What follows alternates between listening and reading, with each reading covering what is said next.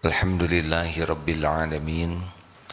Alhamdulillahilladzi anzala sakinah fi qulubil mu'minin liyajdadu imana ma'a imanihim. Allahumma salli ala Sayyidina Muhammad wa ala alihi wa ashabihi ajma'in. Ya Allah, wahai yang maha menatap, berkahi majlis ini. Allahumma inna nas'aluka ilman nafi'an. Rabbana zidna ilma ya Allah, tambahkan ilmu kepada kami, warzuqna fahma, dan bukakan hati agar bisa memahami. Jadikan majlis ini majlis yang menguatkan iman kami kepadamu. Allahumma inna nas'aluka imanan kamilan wa yaqinan sadiqan wa qalban khashian wa lisanan dzakiran. Allahumma taqabbal minna ya Allah, innaka antas sami'ul alim, wa tub alaina innaka antat tawwabur rahim. Amin ya rabbal alamin. Sayyidina Muhammad. Hadirin, kali ini kajian nomor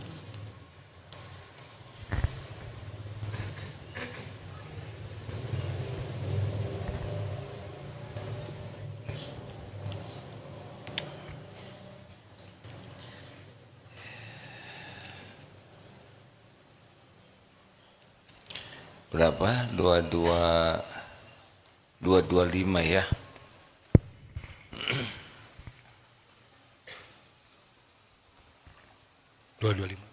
Kan? Ya, 225.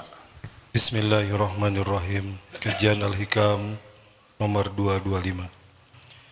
Usuluka ilallahi usuluka ilal ilmi bihi wa illa fajalla rabbuna an yattasila bihi syai'un aw yattasila huwa bisyai'in. Sampaimu kepada Allah itu ialah sampaimu kepada ilmu yakin atau ma'rifatmu yang sempurna terhadap Allah, sehingga bagaikan melihatnya, ka'annaka tarahu, seolah-olah engkau melihatnya Allah.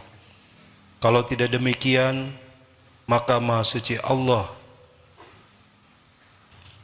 Allah yang Maha Agung, untuk disambung oleh sesuatu atau bersambung dengan sesuatu.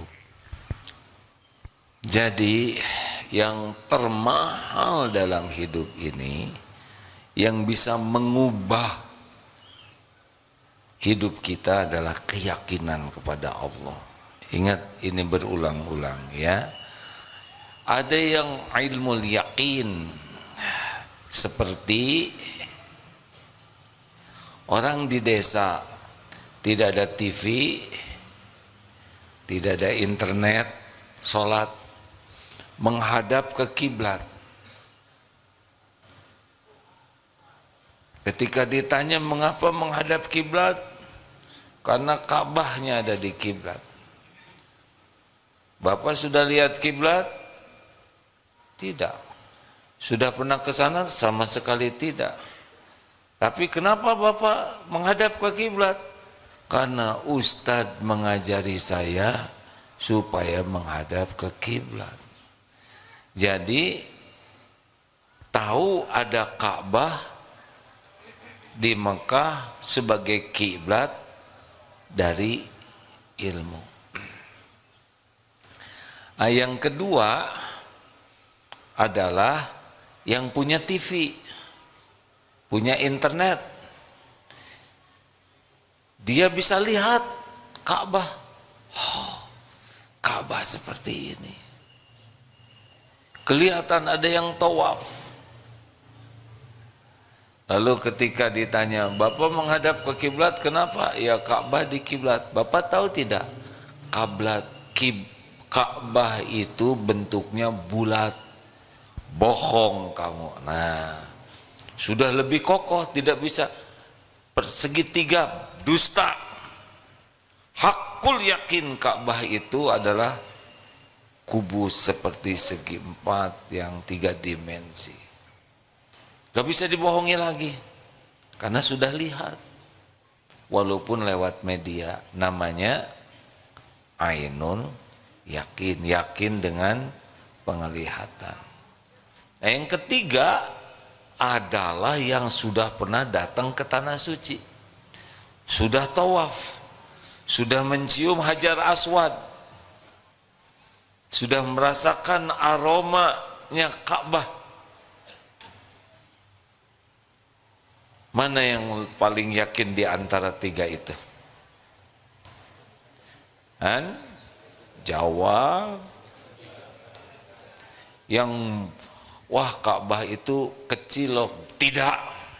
Ka'bah itu harumnya kayak harum mawar. Bohong. Dia bisa mempertahankan keyakinan itu. Kenapa? Karena sudah merasakan. Nah, inilah yang hakul yakin terhadap Ka'bah. Ada yang karena ilmu, ada yang karena penglihatan, ada yang karena sudah pernah merasakan. Iman kepada Allah tidak sama seperti iman kepada benda, ya. Karena Allah Subhanahu wa taala laisa kamitslihi syai'un. Allah tidak menyerupai dan tidak diserupai apapun. Jadi ada orang yang percaya ke Allah, bersaksi, itu yang syahadat Islam, dia sudah asyhadu alla ilaha illallah. Tapi masih mudah goyah. Yang kedua lebih tinggi dari itu yaitu iman. Yang Islam imannya belum tentu kuat. Yang iman pasti Islam. Nah, orang yang beriman kepada Allah jauh hidupnya lebih baik. Dan puncaknya namanya ihsan. Orang yang anta'budallah ka'annaka tarah wa illam takun tarah wa innahu yarok. Yaitu orang yang ihsan itu orang iman percaya. Ada Allah percaya. Kalau orang Islam ada percaya, ya. Kalau orang iman, Allah Maha dekat. Allah yang memiliki langit dan bumi. Allah di tempat kita mengabdi, memohon. Tapi kalau yang ihsan bedanya adalah setiap saat merasa ditatap Allah. Kalau yang tadi masih on off tuh. Kalau yang ihsan seperti bicara begini, yakin ini Allah sedang menatap, mendengarkan, menyimak, mengetahui pikiran, mengetahui hati, mengetahui segala masalah yang ada, mengetahui semua jalan keluar. Dialah Allah yang tidak ada sekejap pun kita lepas dari Allah. Allah menyaksikan segalanya. Innallaha la yakhfa alaihi syai'un fil ardi wala fis sama. Sesungguhnya bagi Allah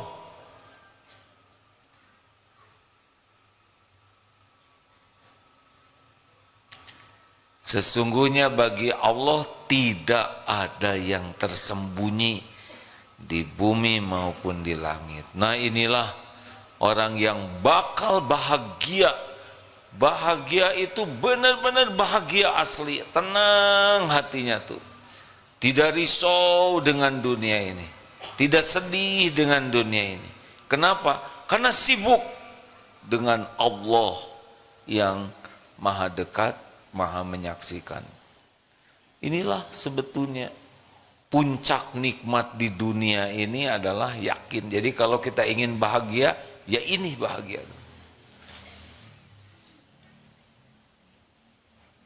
Yakin saja, saya diciptakan sudah dengan rezeki, enggak akan kemana-mana rezeki saya.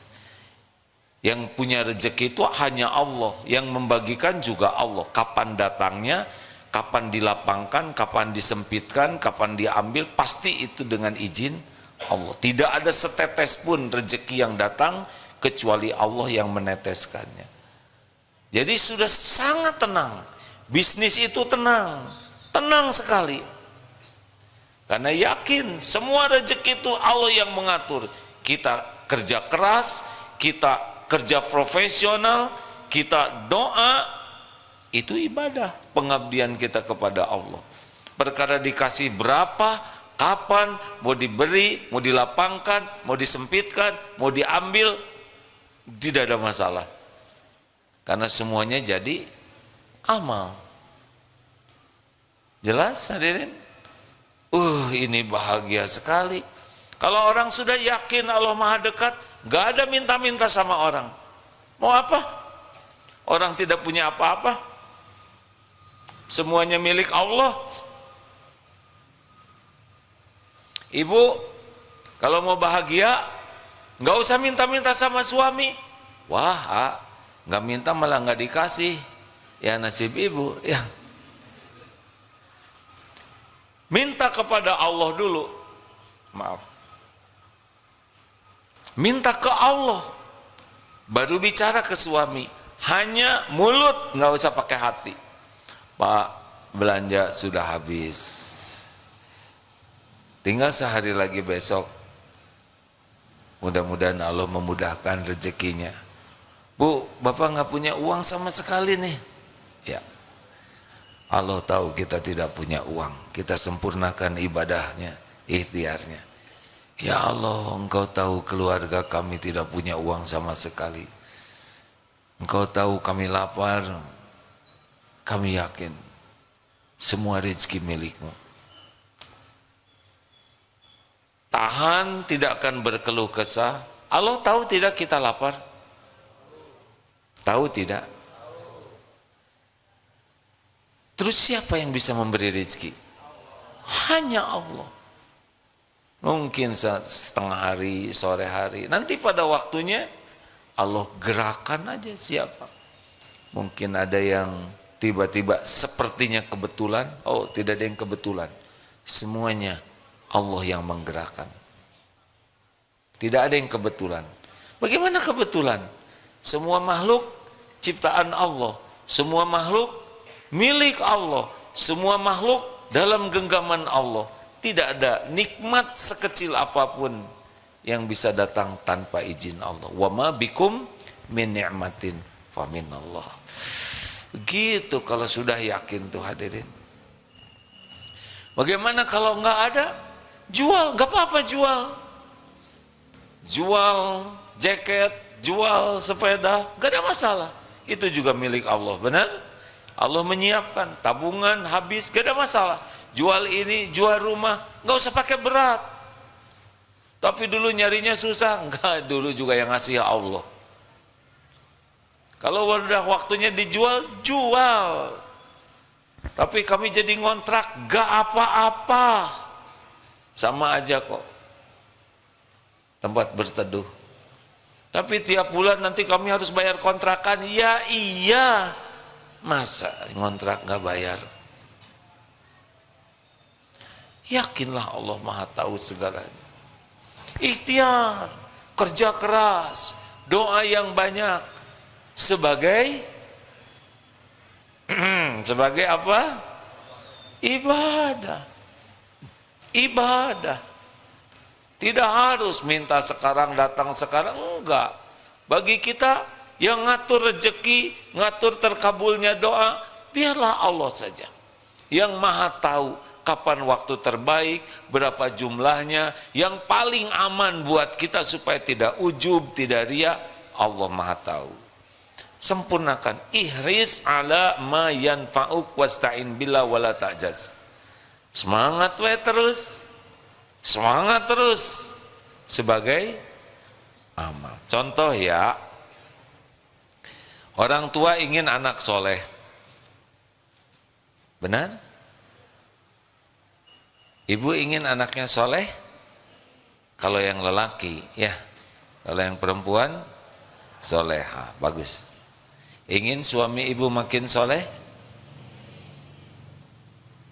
mau tidak? Gimana caranya? Nah, langsung bingung. Suami ibu ciptaan siapa?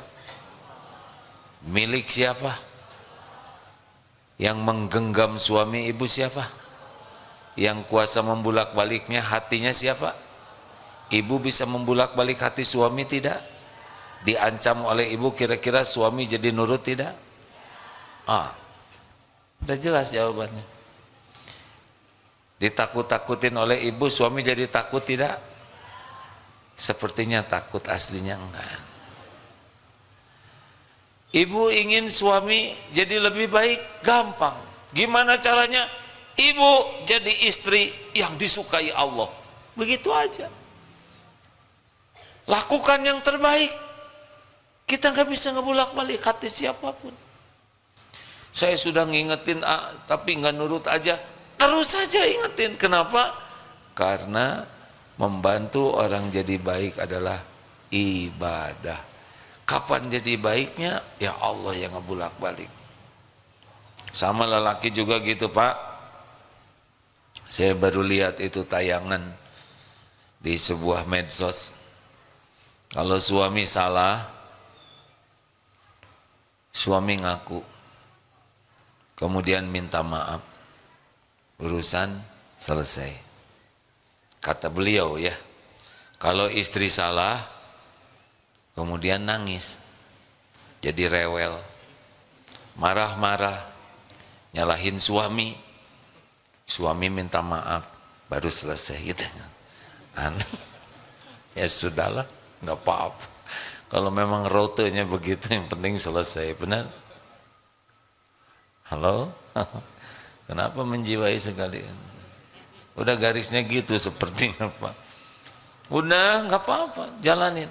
Apakah kita menasehati orang bisa berubah? Enggak. Yang merubah adalah Allah. Jadi menasehati itu apa? Amal soleh, ibadah. Dah. Nasihat, beri contoh yang baik. Nasihati yang baik. Caranya baik, gak usah pakai marah-marah. Doa yang baik. Allah melihat semuanya.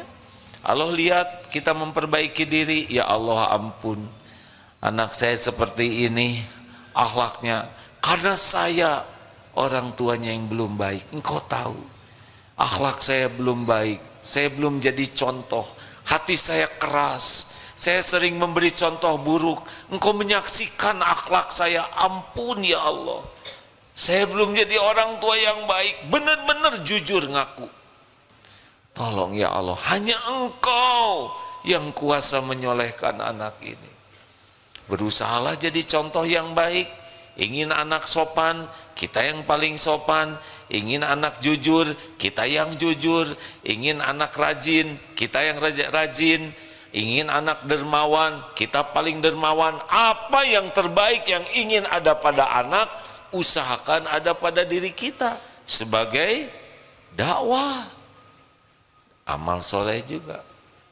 Udah gitu bicara baik-baik ke anak, karena bukan kata-kata kita yang bisa mengubah. Kita memberi nasihat adalah amal soleh. Nggak bisa. Ini ceramah ini apa bisa mengubah? Mengubah apa? Saya tidak bisa mengubah siapapun. Kalau harus mengubah hati, saya nggak tahu hatinya kayak apa. Gimana mengubahnya? Kalau supaya bikin cerdas, lah yang punya otak siapa? Ini bicara adalah, masa nggak nyambung-nyambung? Bicara ini sebagai amal soleh. Udah. Pulang dari sini nggak ada yang nurut, ya berarti saya tobat. Belum kepake nih mulut saya jadi jalan perubahan.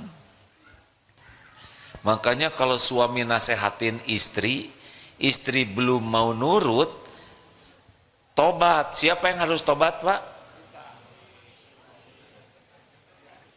Bu, ibu nggak usah ikut campur deh ya, suami kan.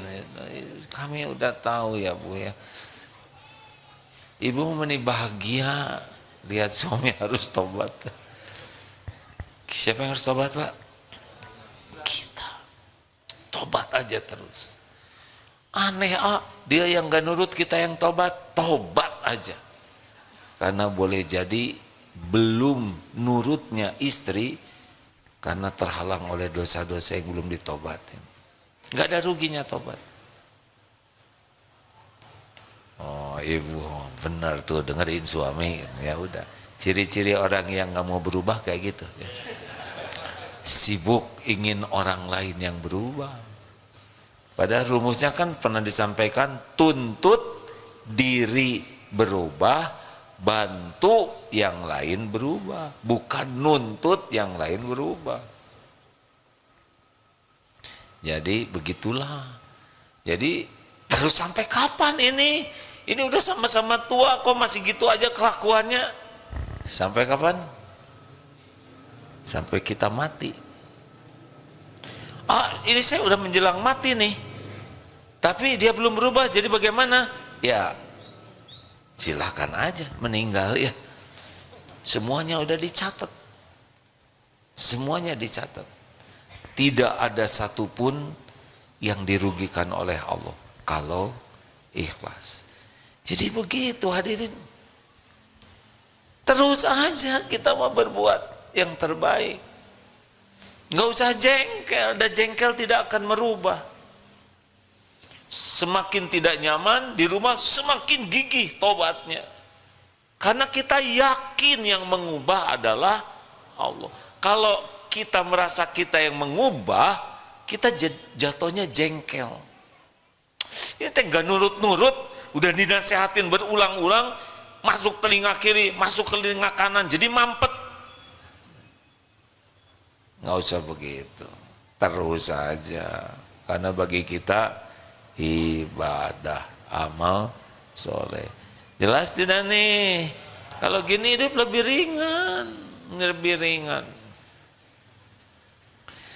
Nyari kerja, lamar sana, lamar sini, belum ada yang nerima. Putus asa jangan. Terus melamar sambil tobat, sambil setiap langkah jadi zikir. Allah tahu tidak kita nyari kerjaan? Tahu tidak? Ya sudah. Ya Allah, saya lakukan ini semata-mata karena Engkau. Beri saya pekerjaan yang membuat saya dekat denganmu, yang membuat ibadah saya terjaga. Baru juga mau ngetok, mau ngelamar ya, tidak menerima lamaran, padahal baru begini. Ya Rob, Engkau sudah menyaksikan. Ada yang sudah tok. Nah, silahkan duduk. Ada yang mau melamar? Iya. Kami baru bangkrut. Ngapa ya? Tenang. Semua dicatat. Semua dicatat. Langkah, capek, ongkos habis, ya, lapar. Tidak ada satupun yang tidak diketahui Allah. Jalani saja hidup ini, jalani. Saya ridho, ya Allah. Engkau tahu yang terbaik. Dan terus istighfar, ampun ya Allah. Kesulitan ini pasti diundang oleh dosa-dosa saya yang melimpah ruah. Astagfirullah. Saya sering menyusahkan orang tua, kata-kata saya sering nyakitin orang, mata saya tidak terjaga. Terus sambil jalan sambil tobat. Allah tahu kita tobat tidak? Nah, ada waktunya nanti. Pinjam uang, pinjam ke sini tidak dikasih, pinjam ke situ tidak dikasih, enggak usah kecewa. Kalau kecewa pasti ngarap-ngarap ke makhluk. Udah, kalau Allah mau ngasih pasti ada yang ngasih. Kita pinjam, mungkin astagfirullah, saya terlalu berharap ke orang ini. Dia kaya, dia suka ngasih ke orang. Kita jadi berharap ke dia. Allah tahu kita lebih berharap ke makhluk daripada berharap ke Allah. Bisa dibalikan hatinya jadi enek lihat kita. Kalau kita kecewa, sakit hati, berarti bersandar ke makhluk. Jangan hadirin. Nah, nikmat terbesar itu seperti itu. Kayak dagang. Ini sudah sering dibahas. Ada pedagang di sini? Udah dagang, di sebelahnya ada yang dagang yang sama. Coba gimana? Jawab. Jadi bahagia tidak? Enggak. Kenapa enggak? Karena menyangka rezeki kita akan berkurang gara-gara ada dia. Ini yang dagang di sebelah kita siapa? Makhluk Allah bukan? Jawab. Siapa yang ngasih rezeki kepada beliau? Mungkin tidak rezeki kita berkurang gara-gara ada beliau. Ya udah nggak apa-apa. Tapi nyata loh, gara-gara ada yang sebelah, dulu omset saya 2 juta sehari, sekarang jadi 1,5 juta. Gara-gara dia. Kata siapa? Emang jatahnya tinggal segitu. Bukan karena dia, masa gara-gara Allah ngasih rezeki ke dia kemudian punya kita jadi berkurang? Enggak. Kalau Allah mau ngasih segitu ya segitu. Makanya jangan suka ngarang ya. Ini kita tuh harusnya untung nih 10 juta. Kata siapa? Itu kan karanganmu. Yang ngatur rezeki itu ya Allah. Jadi kalau rencana 10 juta dapat 5 juta bukan rugi, emang segitu rezekinya. Kayak yang kurang ngerti nih, kayak yang nggak rela dengan ilmu ini nih. Terus mau diapain? Kalau udah dapat segitu ya syukurin. Nanti Allah kan melihat kita bersyukur, tinggal dibuka yang lainnya. Ini malah jengkel. Kita tuh harusnya untung 1 miliar, tapi kita hanya dapat untung 995 miliar. Waduh, malah kegedean lagi. Udahlah, biasa aja lah dunia. Dunia mah kayak pakai sepatu, kalau dia tuh simpen we, nggak usah diinget-inget ya. Dunia gak boleh lengket di hati, biasa weh. Yang lengket itu pemiliknya siapa? Allah Subhanahu wa Ta'ala. Kalau lengket sama dunia pasti sengsara dong. Apalagi kalau kita rencananya ini sekian, omset sekian. Kita punya rencana, Allah punya rencana tidak? Yang bakal kejadian rencana siapa? Pusing. Ada ini teman cerita, ini perkiraan jambu ini bakal laku nih, cerita ke AA. Ternyata tidak laku, tapi jambu lain yang diperkirakan tidak laku jadi laku. Aneh katanya. Nggak ada yang aneh, suka-suka Allah. Dunia ini milik Allah sepenuhnya, suka-suka Allah. Kapan dikasih, siapa dikasih, ditahan, diambil, dilapangkan, disempitkan, dibuka, ditutup. Nggak harus selalu sesuai dengan rencana dan pikiran kita. Kita itu merencanakan ikhtiar, doa sebagai amal soleh. Coba kalau kita udah, ini rencananya untung, tapi ketipu, rugi tidak? Takut ya, nyebut tidak, takut ketipu. Ya kalau kita ketipu, kita untung. Untung apa? Untung bukan kita yang nipu, ya kan?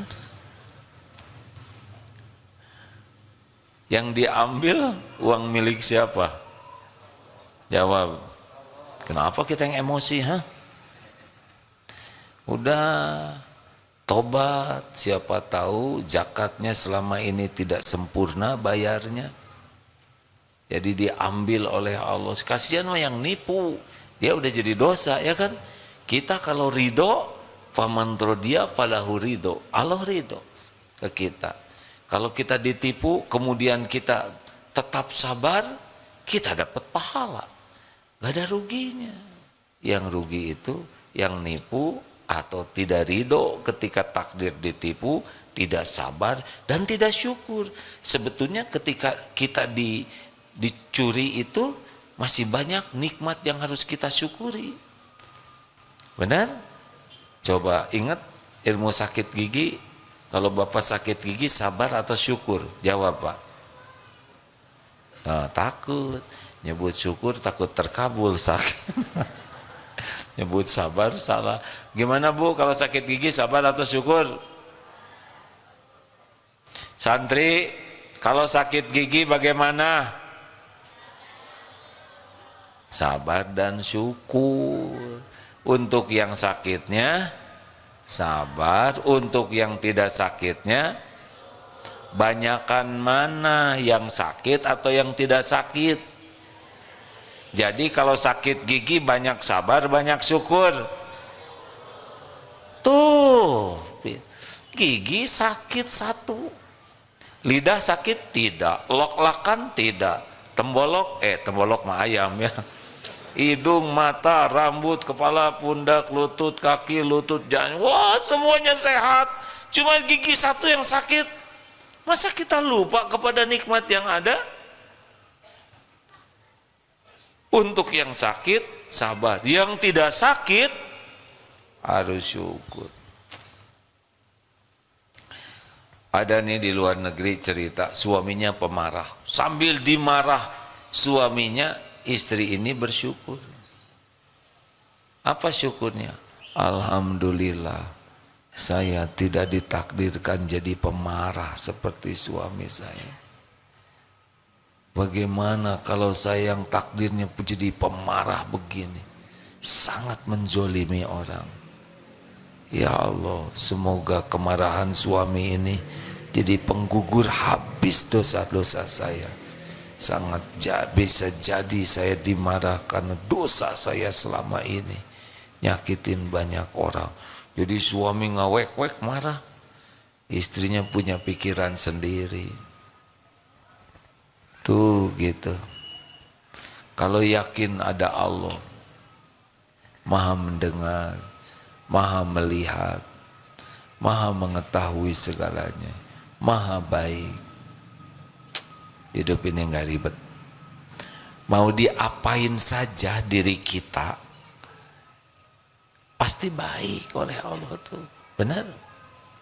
Halo? Ini punya siapa diri ini? Jawab. Allah baik tidak? Salah, bukan baik, Maha baik ya. Allah Maha baik. Pernah enggak Allah berbuat jelek ke kita? Jawab. Sehari aja kita dijelekin oleh Allah, pernah? Sejam? Semenit? Sedetik? Gitu? Enggak ada. Mau diapain aja, Allah Maha baik, diapain aja pasti perbuatan Allah itu baik, pasti ada kebaikan di sana. Walaupun ketipu, sakit, apalah terserah, pasti Maha baik. Udah pasti diukur, udah pasti la yukallifullahu nafsan illa wus'aha. Allah tidak membebani seseorang kecuali sesuai dengan kesanggupannya. Dan pahala sebanding dengan musibahnya. Nah, sing ridho ya. Hati ridho, sakit gigi ridho. Sambil pergi ke, ngapain pergi ke dokter gigi? Kenapa ikhtiar? Sebagai apa? Ibadah, amal soleh kita. Pas sampai di dokter gigi, ada tulisan besar dan potret dokter lagi gini. Maaf ya, ngarang. Maaf ya, hari ini saya tidak praktek karena sedang sakit gigi seperti saudara. Nggak ada lah kayak gini ya. Terus gimana? Dokternya nggak praktek? Jawab. Ridho dulu, jangan mengatakan, tahu gini saya nggak akan pergi. Bagaimana nggak pergi? Udah nyampe, ya kan? Ngarang. Ini persis seperti ada yang kentut, jangan kentut. Bagaimana jangan? Udah nyebar, ya kan? Terima, sambil istighfar. Jangan perginya kita nggak doa dulu ke Allah, ya.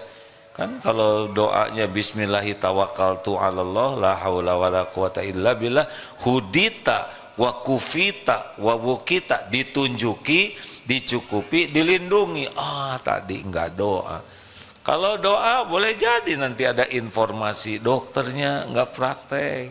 Ya sudah, terima sambil pulang lagi. Begitu. Kalau makan obat gimana? Perlu tidak makan obat? Makanlah. Apakah obat bisa menyembuhkan? Jawab, tidak sama sekali.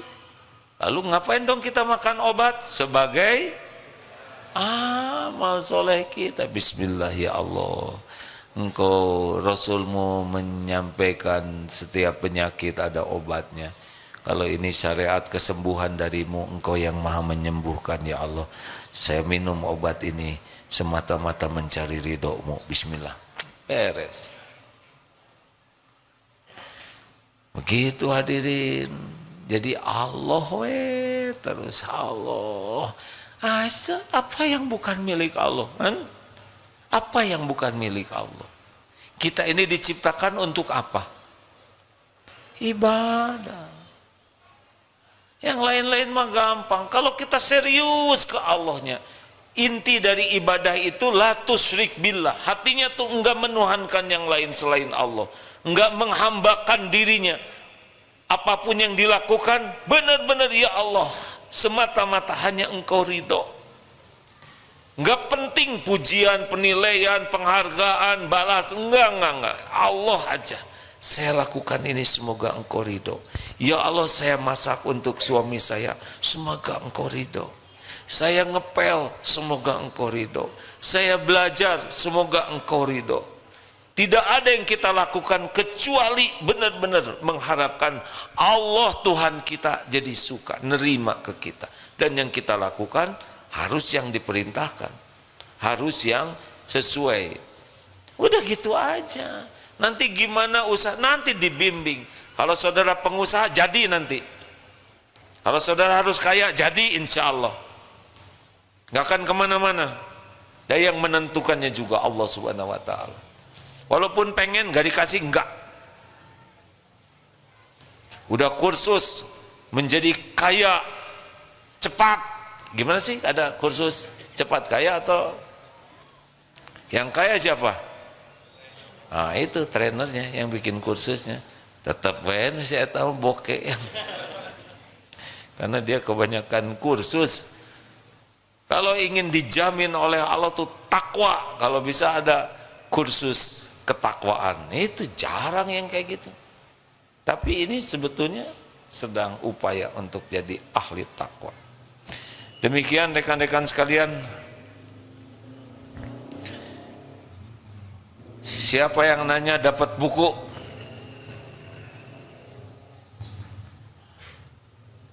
Tidak boleh menyusahkan orang lain. Ini ada buku Bahaya Lisan, ya. Ada doa jalan berubahnya takdir.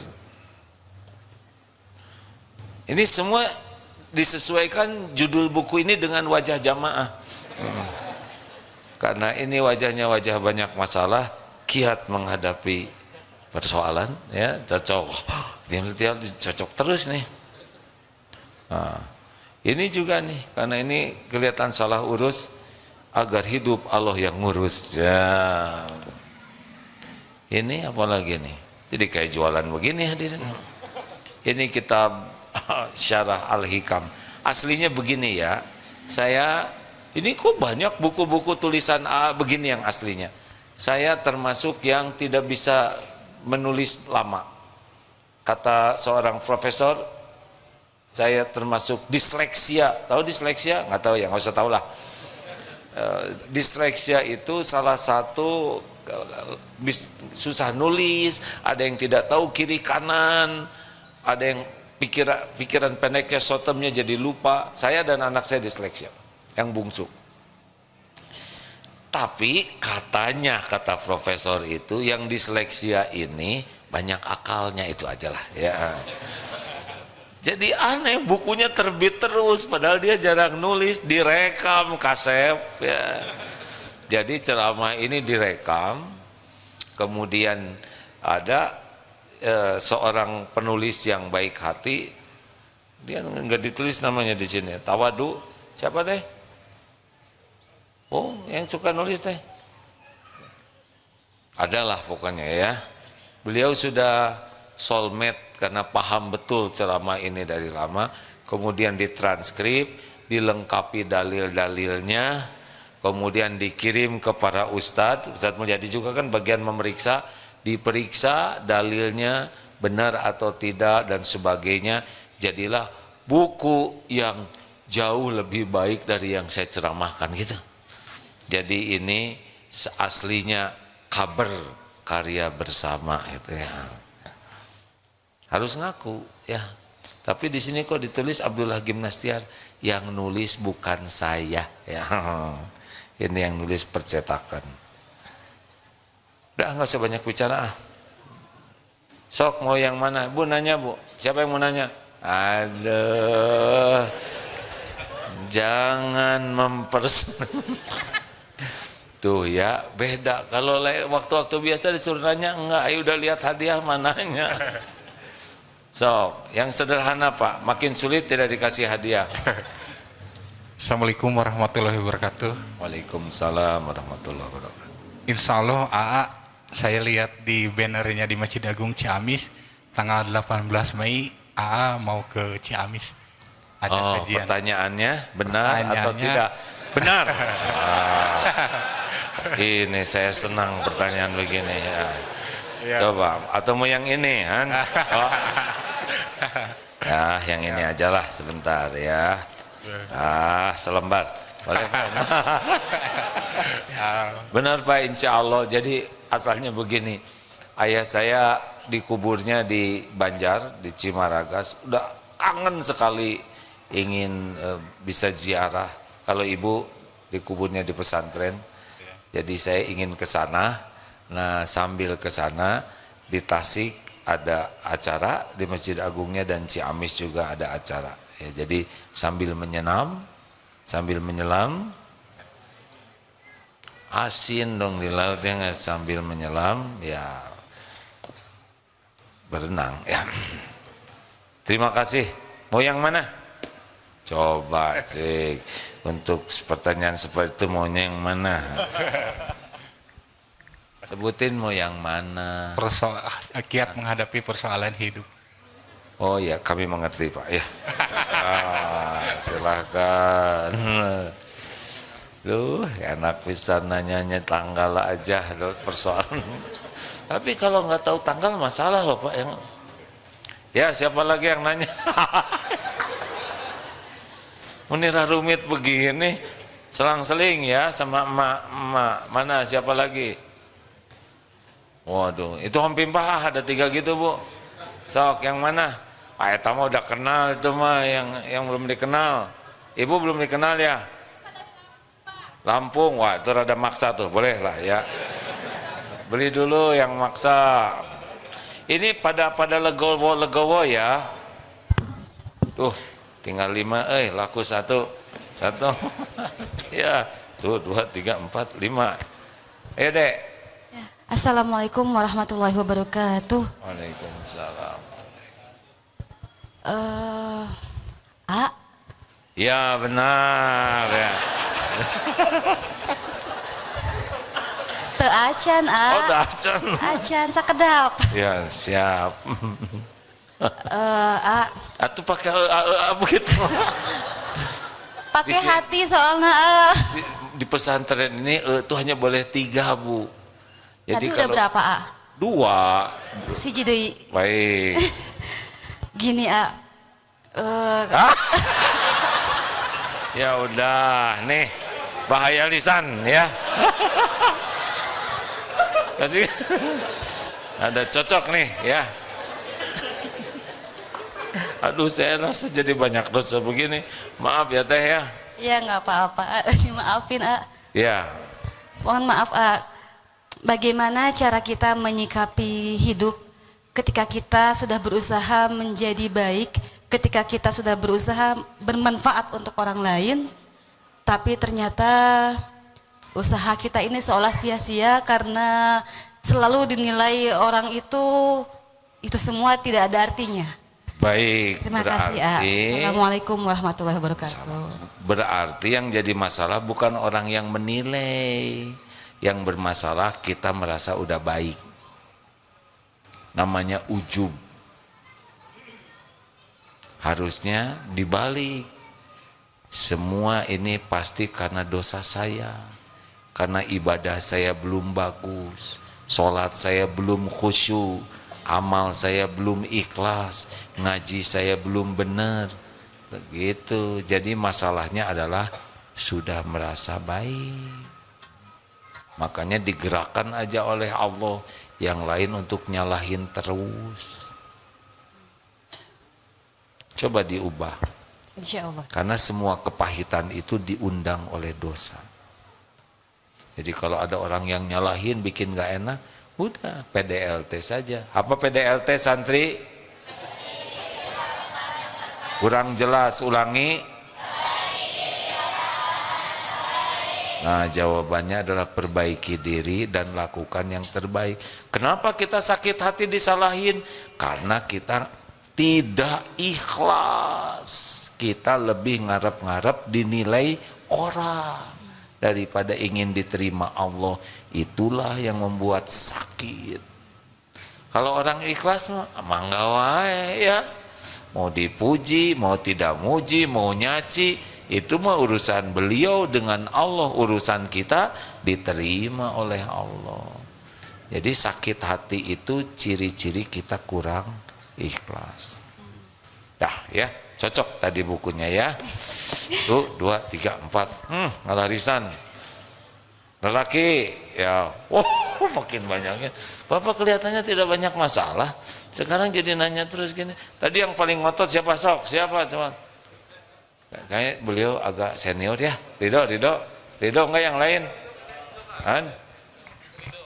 Enggak Ridho Bapak?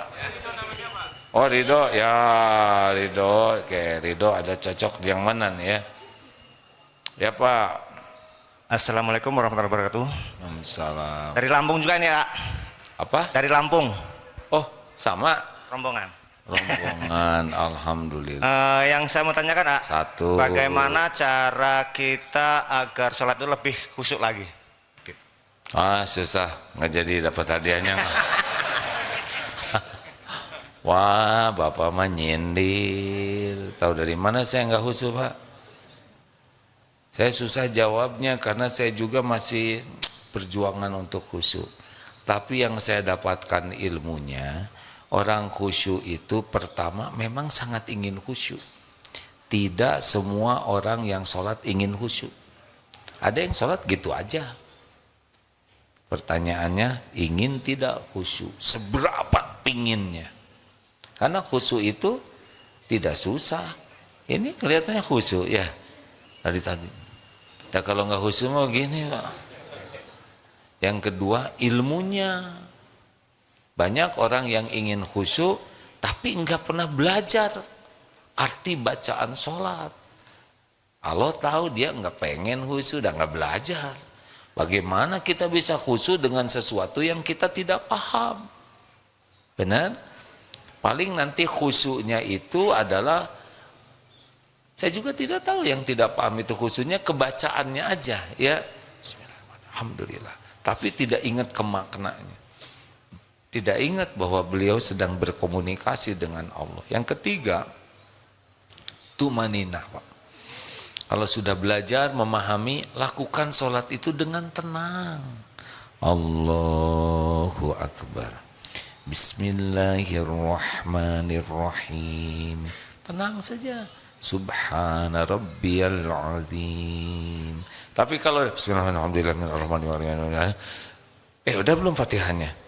Udah agak lama. Kan dia tadi sama-sama. Dia udah ruku, berarti udah kan? Allahu Akbar gitu. Ada lama lagi sujud kayak ini sujud keberapa nih? Lama, ya Allah tolonglah berikan petunjukmu. Ini sujud keberapa? Kalau kita tergesa-gesa itu susah khusyuk. Doa ke Allah supaya diberikan sholat khusyuk. Katanya begitu Pak. Orang sholat khusyuk itu kayak buka berangkas. Saya juga nggak tahu bukannya, hanya saya lihat di film maling aja ya nggak. Ceklek, ceklek begitu. Tiap angka itu hati-hati. Nah sama tiap bacaan itu hati-hati. Kalau kata Imam Ibnu Qayyim, salah satu faktor kunci khusyuk adalah takbir. Allahu Akbar. Ketika menyebut Allahu Akbar, Allah Maha Besar, pencipta, penguasa jagat semesta alam. Dan dunia ini kecil, tidak ada apa-apanya, apalagi kita.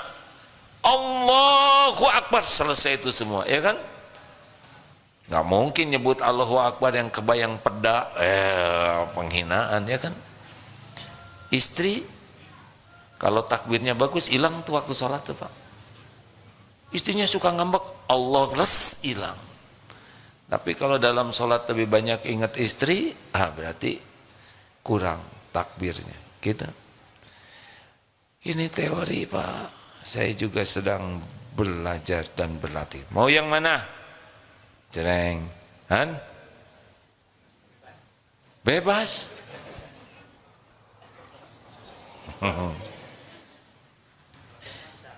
Han? Ngeceng ini ya. Oh, itu yang lain kalau dengki, kalau nggak rela dengki. Oh, si bapak, saya ngeceng, jangan, tenang aja. Kan udah dibilangin.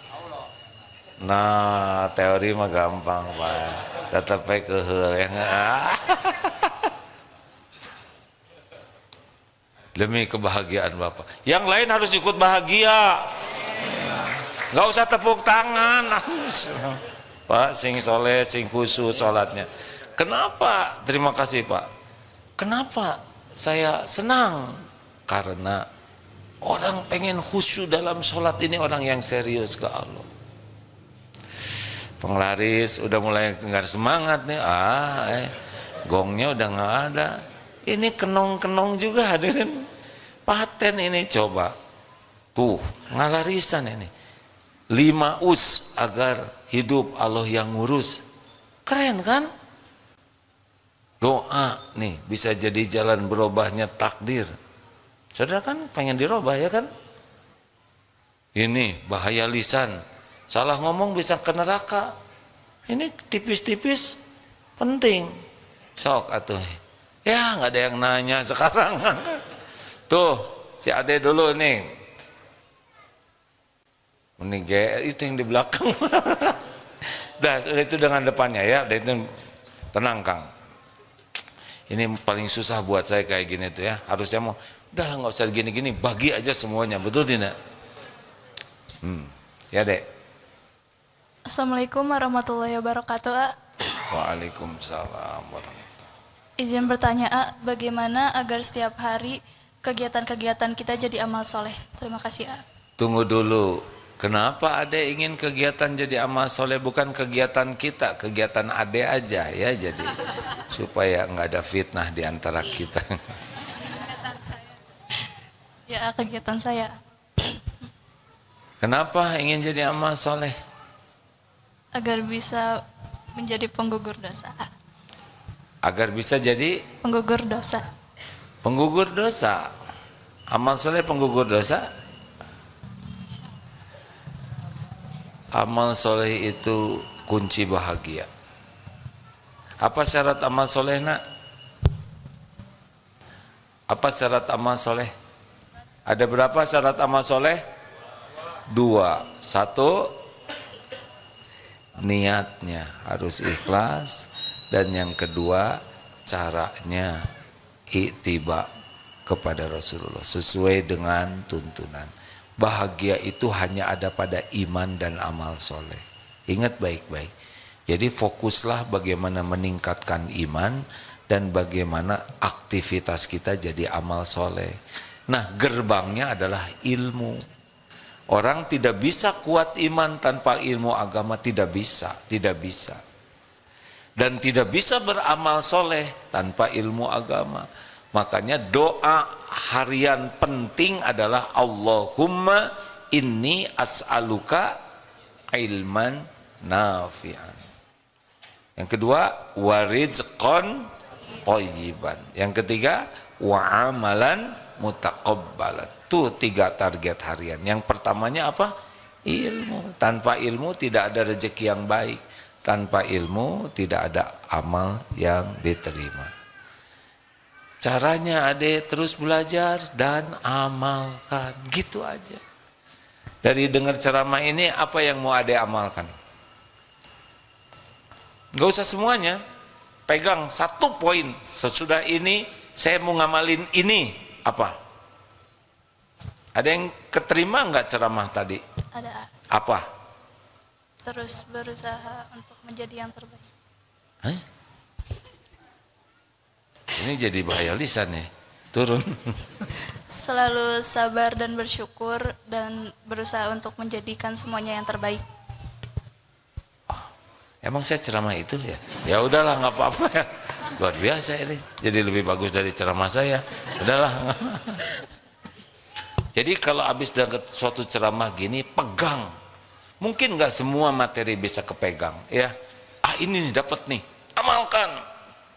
Kalau boleh deh, berhentilah berharap sesuatu dari makhluk. Jangan pengen dipuji, jangan pengen diakui. Udah lepas aja, ya. Berharap dari makhluk, cukup berharap dari Allah.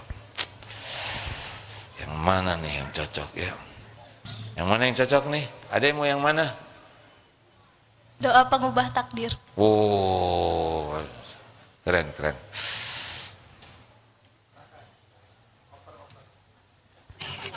Baik, Bapak. Kita tidak boleh suudon. Kenapa beliau semangat ke belakang? Ya? Tolong. Udah nikah belum? Harusnya udah nikah supaya aman. Tuh dek, makasih. Terakhir biar cepet lah, penglaris. Saya mau merem aja, sok aja nanya siapa menderita nih. Semuanya gini-gini sekarang. Tadi saya udah keburu janji yang mana, kayak Akang dulu. Sultan aja lah, ini karena sebelahan gitu. Sultan Pak, fuh. Nah gitu gini Sultan.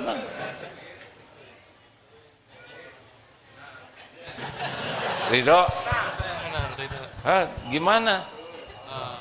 Ya udah. Bismillahirrahmanirrahim. Urusan kecil duniawi ini. Assalamualaikum warahmatullahi wabarakatuh. Mau nanya, Satu. Gimana kita menyikapi kalau kita pernah berbuat salah ke orang, lalu kita udah minta maaf, kita udah berjanji nggak mengulangi, kita udah bertobat, tapi tiap saat itu masih ada trust issue, selalu diungkit-ungkit masalah yang lalu-lalu gitu. Tapi kita udah berusaha buat nasehatin, udah berusaha buat ya buktiin bahwa nggak bakal ngelakuin lagi gitu. Tapi trust issue terus ngungkit terus gitu, Ustaz. Ya nggak apa-apa, tobat we terus. Berarti belum beres tuh tobatnya. Makanya masih digangguin oleh isu itu, ya. Dan kita kalau mau tobat bukan supaya tidak diungkit-ungkit. Kalau gitu nggak ikhlas tobatnya. Kalau kita mau tobat aja. Tapi orang nggak percaya ke saya, nggak apa-apa. Yang penting tobat itu diampuni Allah. Kalau kita tobat supaya orang percaya ke kita, berarti bukan karena Allah, masih karena makhluk. Nah orang mau percaya atau tidak ke kita, nanti Allah yang bolak-balik hati. Jelas? Jadi harus gimana? Harus ikhlas. Tobat Dan ikhlas, secara ikhlas. Berat. Harus tobat. Jadi kalau kita tersakiti ya, bisa kita udah tobat minta maaf, tapi begitu diungkit-ungkit terus, jawabannya tobat lagi. Karena nggak bisa kita menghentikan prasangka orang, hanya Allah yang bisa meredamnya, ya kan? Nah, kalau itu nggak enak, pasti dosa kita belum beres tuh ditobatinnya. Nggak usah sibuk bela diri. Gimana sih? Saya kurang apa lagi? Udah jelas kurang tobat, ya nggak? Kan? Saya harus bagaimana saya membuktikan? Nggak usah maksa, nggak bisa dipaksa. Tobat aja terus. Nanti Allah yang ngebalikin hati. Nih yang sebelahnya kasihan nih, yang kalah Sultan tuh, kasihan jadi lemes gitu. Siap ya. Oke. Bismillahirrahmanirrahim. Assalamualaikum warahmatullahi wabarakatuh. Perkenalkan, nama saya Aulia Satria Niloparbowo. Saya kan dari Jalan Batuwangi nomor 10, daerah Antapani Kidul. Nah, begini AA, nah bagaimana menyikapi keluarga yang sakinah mawadah warohmah yang belum punya yang berhijab, ya makanya saya bilang pakai hijab gitu kalau saya mau bertemu sama saya, kalau bertamu dengan pakaian bagaimana, jangan pakai yang baju-baju yang pendek, misalkan tuh pakai apa namanya, nggak usah disebut gitu aja, baju jubah gitu loh ya, atau baju muslim lah. Terima kasih, jazakumullahu khair. Assalamualaikum warahmatullahi wabarakatuh. Jadi pertanyaannya apa? Bagaimana supaya punya baju gitu? Bagaimana menyikapi keluarga yang belum, ya udahlah gitulah ya. Gini ya, tidak semua keluarga yang kita ini udah langsung imannya kuat, macam-macam. Ada yang baru belajar agama, ada yang udah belajar tapi belum serius mengamalkannya, ada yang udah berjilbab tapi kecil sekali ya di sini. Apa yang harus kita lakukan? Nah, Ade sebagai lelaki tidak bisa memberikan contoh ya, karena jadi masalah. Kenapa saya jadi nakal begini ya? Jadi kalau urusan jilbab lelaki nggak bisa memberikan keteladanan dipakai, nggak usah ya. Jadi gini, ingat ya bahwa kalau ada orang yang sedang dengerin dek, mau jawabannya? Ya, yang pertama kita yakini yang bisa merubah adalah Allah, itu penting. Apa yang bisa kita lakukan? Nah, kita berusaha menyampaikan ilmunya tanpa merasa menggurui. Jadi, hei pakai dong jilbab yang benar loh. Nah itu menyakiti. Karena kalau udah paham manfaatnya, orang juga mau. Jadi bagusnya membantu. Cari ilmunya. Kalau nggak bisa dinasehatin, ajak mendengarkan ceramah gitu. Setel apa yang kira-kira manfaat. Tanpa sengaja mendengar, kalau Allah memberi hidayah bisa berubah. Ya. Dan jangan lupa doakan. Ya. Makasih. Gimana nih, ada dua nih. Gini ya. Ini ngahuleng ya udah, kelihatannya si Akang nih masalahnya lebih berat. Tenang ya. Ya Allah, sini. Tenang ya. Karena kelihatannya banyak yang harus diurus ya. Non. Terima kasih. Ini karena tadi kan ketawanya agak keras ya. Ini cocok. Nggak apa-apa yang ini kecil tapi isinya insya Allah dalam. Karena tebal kan. Ridho. Ya terima kasih Ade. Wa iyyakum. Nah begitulah. Ini lega, buku udah habis hadirin penglaris. Terima kasih Bapak Ibu yang baik. Saya mohon maaf banyak kesia-siaan atau perkataan yang tidak pada tempatnya. Semuanya nanti dihisab. Kadang-kadang saya sadar Allah sedang melihat, mencatat, kadang tidak ingat. Tapi tetap ingat tidak ingat bakal dicatat perkataan ini. Harusnya selalu ingat. Allahumma sholli ala sayyidina Muhammadin wa ala alihi wa ashabihi ajma'in. Ya Allah, Allahumma inna nas'aluka imanan kamilan wa yaqinan shadiqan wa qalban khashi'an wa lisanan zakiran. Allahumma a'inna ala dzikrika wa syukrika wa husni ibadatik. Allahumma ati nufusana taqwaha wa zakiha anta khairu man zakaha anta waliyuha wa maulaha. Duhai Allah, catatkan siapapun yang hadir ini menjadi ahlul yakin padamu. Karuniakan kepada kami hati yang hakul yakin padamu. Allahumma ja'alna minat tawabin waj'alna minal mutatahhirin waj'alna min ibadika sholihin. Allahumma ja'alna minal muttaqin. Allahumma ja'alna minal muhsinin. Allahumma ja'alna minal mukhlasin. Allahumma ja'alna minal mutawakkilin. Jadikan kami benar-benar menjadi ahli taubat, ahli takwa, orang yang ikhlas dan orang-orang yang ihsan ya Allah. Rabbana atina fid dunya hasanah wa fil akhirati hasanah wa qina adzabannar. Ya Allah, sembuhkan jamaah santri yang sedang sakit ya Karim.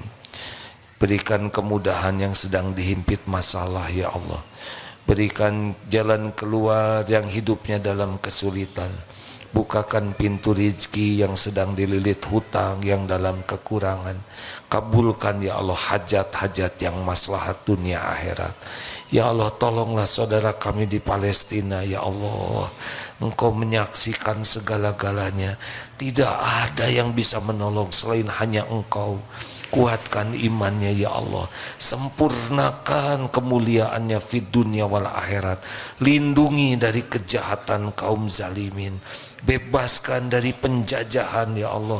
Cukupi segala keperluannya, hibur hatinya ya Allah. Turunkan sakinah dalam keadaan apapun. Jadikan ahlul jannah ya arhamar rahimin. Taqabbal minna ya karim. Allahumma ighfir lil mu'minina wal mu'minat wal muslimin wal muslimat al ahya'i minhum wal amwat. Rabbana atina fid dunya hasanah wa fil akhirati hasanah wa qina adzabannar. Amin ya rabbal alamin. Subhanakallahumma bihamdik asyhadu alla ilaha illa anta astaghfiruka wa atubu ilaik. Terima kasih MT At-Tauhid dari Garut dan MT Al-Hilal dari Lampung. Terima kasih, jazakumul khair. Assalamualaikum warahmatullahi wabarakatuh.